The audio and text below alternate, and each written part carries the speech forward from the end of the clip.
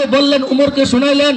তখন হযরত উমর রাদিয়াল্লাহু তাআলা আনহু জবাব দিলেন, উত্তর দিলেন, হে আব্বাস, তুমি শুনে রাখো, জেনে রাখো, আমি দুনিয়ার কোনো প্রতিদান, দুনিয়ার কোনো সওয়াব, দুনিয়ার কোনো শাস্তি, এগুলো আমার কোনো কিছু দরকার নাই। আমি এগুলোর কোনো প্রতিদান চাই না।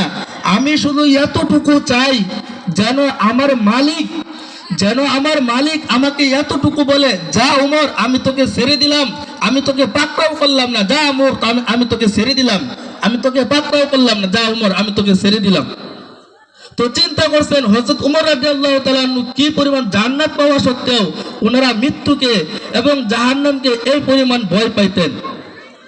এই ছিল হযরত উমর রাদিয়াল্লাহু তাআলা আনহু জাহান্নামের কি পরিমাণ ভয় পাইতেন এবং মৃত্যুকে কি পরিমাণ ভয় পাইতেন। আমাদের সকলেরই, যারা আমরা জীবিত আছি, মৃত্যু এবং জাহান্নাম এগুলো আমাদের সবারই এখনো সামনে রয়ে গেছেন। কিন্তু এগুলা সামনে থাকা সত্ত্বেও আমাদের মধ্যে এই মৃত্যুর অথবা জাহান্নামের কোনো ভয় নাই। যদি ভয় থাকতো তাহলে আজকে এমন একটা মজলিস, এমন একটা দামি মজলিস, আমরা আশেপাশে যত লোক আছি, আমরা ওরকম ভাবে আশেপাশে বসে না থেকে আমরা সকলেই আজকে এই মজমায় চলে আসতাম। কিন্তু আমাদের মধ্যে ওরকম নাই, জাহান্নামের ভয় নাই, জান্নাতের কোনো আশাও নাই এবং মৃত্যুরও কোনো ভয় নাই। আমাদের মধ্যে কোনো কিছু নাই, যার ফলে আজকে এই মজমার মধ্যে আমরা আসতে পারতেছি না। আমরা বেহুদা গল্প গুজর করে আড্ডায় বসে থেকে সময় পার করে দিতেছি।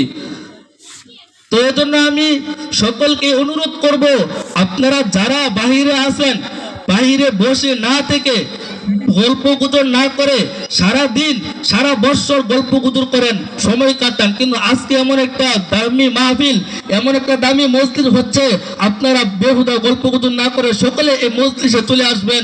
নামাজের পরে সকলেই সুন্দর করে, অনেক বিজ্ঞ উলামায়ে কেরাম আছেন, ওনারা বুজুর্গ মানুষ, ওনারা দিনে কথাবার্তা বলবেন, আপনারা সকলেই শুনবেন। তো এই জাহান্নাম, হযরত উমর রাদিয়াল্লাহু তাআলা আনহু এই পরিমাণ জাহান্নামকে ভয় পেতেন। তো জাহান্নামের বর্ণনা করার আগেই আমি আপনাদের সম্মুখে জাহান্নামের 5 পদের শাস্তির কথা আলোচনা করব এবং জাহান্নামের এই আলোচনা করার পূর্বে জাহান্নামের একটা চিত্র, একটা বেষ্টন ছবি আপনাদের সম্মুখে তুলে ধরার চেষ্টা করব। হাদিসের মধ্যে মুসলিম শরীফের 2844 নম্বর হাদিস, قال رسول الله صلى الله عليه وسلم كنا عند النبي صلى الله عليه وسلم